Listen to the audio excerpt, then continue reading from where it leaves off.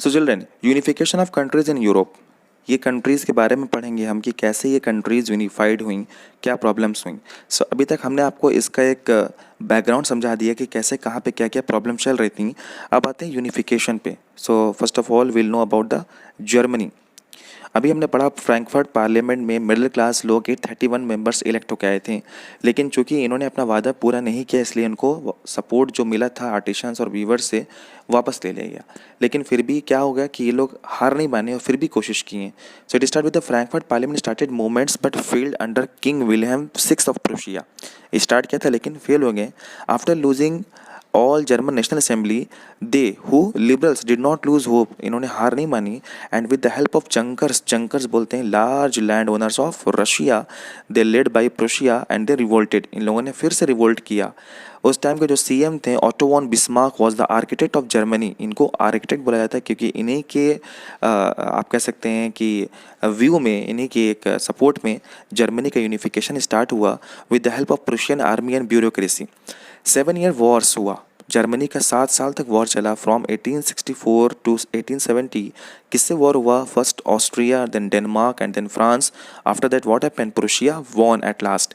Then on January 18, 1871 Prussian king William first was crowned as a German emperor. Germany unified हो चुका था और जिसके एम्परर थे king William first. After unification the Germany focused on modernising currency, banking system was good and judicial system, इस चीज़ पर focus किया जर्मनी ने। दूसरी कंट्री हमारी है इटली। इटली में कैसे यूनिफाइड किया गया? In 19th century Italy was divided into 7 states in which Sardinia Piedmont was ruled by Italian princely states. Princely state बोल सकते हैं, राजा महाराजा उसको रूल करते थे, लेकिन किस कहाँ के? इटली के ही।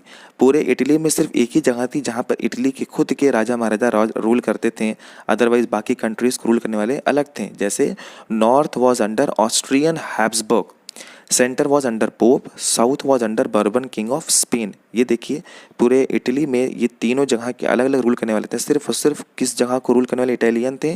वो था सर्डेनिया पॉइडमेंट। मेनी रीजनल लैंग्वेजेस, इटली में लैंग्वेजेस बहुत सी बोली जाती थी, लेकिन आपको याद होगा गिजिप्पी मैज़नी कहाँ के थे? इटली के। So in 1831 Giuseppe Mazzini failed in his young Italy society, जैसे कि उनको एग्जाइल कर दिया गया था।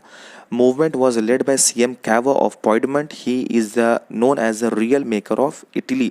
सो गिजिप्पी मैज़नी तो रिवोल्यूशनरी थे, लेकिन असली जो थे बनाने वाले real maker of Italy he was the CM Cavour, से काउंट कैमालो डे कैवर इनका पूरा नाम था। कैवर वॉज ज्वाइंड बाय गिजिप्पी गरीबाल्डी, ये भी एक रिवोल्यूशनरी हैं, and peasants and Spanish were overthrown. Cavour अकेले नहीं थे, इनको ज्वाइन कर दिया किया था गिजिप्पी गरीबाल्डी ने, और पीजेंट्स ने जिनको बाद में ज्वाइन कर लिया था। जैसा कि हम जानते हैं peasants were in large in number, so जैसे ही ये इनके सपोर्ट में आए ये लोग ज़्यादा नंबर में हो गए, and then the Spanish were overthrown. What happened then? जब स्पेनिश को हटा दिया गया तो इटली अब सिर्फ और सिर्फ किसके अंडर में था? इटालियन के। After that, in 1861, Victor Emmanuel II was given the title of King of United Italy. Then we start with the unification of Britain. There was no British nation before 18th century. सब चीज़ बटा हुआ था, कोई normal, कोई एक common culture tradition नहीं था। English parliament, England के रहने वाले English parliament seize the powers from monarchy in 1688। England became nation state. Start करते हैं ब्रिटेन में इंग्लैंड से। इंग्लैंड पहले वहाँ पर नेशन स्टेट बना। After that, in British Parliament, Act of Union 1707 signed between England and Scotland resulted in United Nation of Great Britain. So, England free हो चुका था। इंग्लैंड ने एक्ट ऑफ यूनियन के अंदर, ये इंपॉर्टेंट है, एक्ट ऑफ यूनियन 1707 इंग्लैंड किसको ले आया? स्कॉटलैंड को। In British parliament was dominated by English member. अब देखिएगा कि इंग्लिश पार्लियामेंट में, इंग्लैंड में पार्लियामेंट में इंग्लिश लोग भी थे, इंग्लैंड के थे और स्कॉटलैंड के थे। बट चूँकि इंग्लैंड के जो सिटीजन्स थे वो ज़्यादा थे, इसलिए वो क्या करने लगे? स्कॉटलैंडिश को सप्रेस करने लगे।